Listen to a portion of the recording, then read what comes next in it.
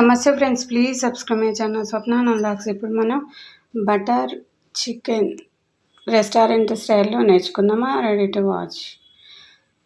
750 గ్రాముల చికెన్ని తీసుకొని కొద్దిగా నీళ్ళలో ఉప్పు వేసి కడిగి నీళ్ళు తీసేసి ఇలా నీళ్ళు వంచేసి చికెన్ని పక్కన పెట్టుకోవాలి.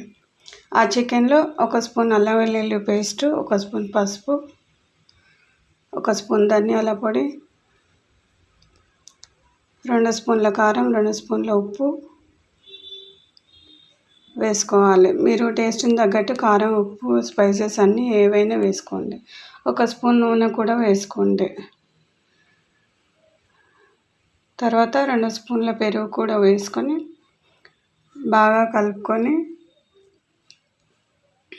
మీరు ఒకవేళ టైం ఉంటే ఒక 2 గంటల సేపు అయినా, ఒకవేళ వీలు కాకపోతే ఒక 30 నిమిషాల పాటు అయినా కలిపి పక్కన పెట్టుకొని అలాగే ఉంచేసేయాలి. ఒక 2 గంటలు అయిన తర్వాత స్టవ్ ఆన్ చేసుకొని ఒక స్టీల్ ఒక కడాయి పెట్టుకొని, గిన్నెలో అయినా కడాయిలో అయినా పెట్టుకొని రెండు ఉల్లిపాయలను కట్ చేసి సన్నగా ముక్కలుగా కట్ చేసి పెట్టుకొని దానిలో వేసుకోవాలి. ఒక 10 జీడిపప్పులను కూడా వేసుకోవాలి. ఒక 5 టమాటాలను కూడా చిన్న చిన్న ముక్కలాగా కట్ చేసుకొని వేసుకోవాలి. దాంట్లోనే వెల్లుల్లిపాయలు ఒక 10 రెమ్మలు, అల్లం ఒక 15 ముక్కలు వేసుకొని మసాలా సాజీర 1 స్పూను, యాలకులు 2, ఒక 4 లవంగాలు,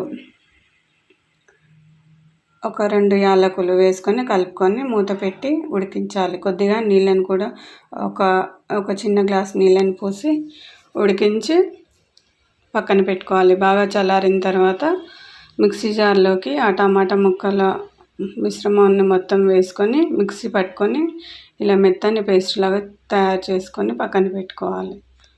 స్టవ్ ఆన్ చేసుకొని ఒక వెడల్పాటి ప్యాన్లో 1 స్పూన్ నూనె వేసుకొని దానిలో మనం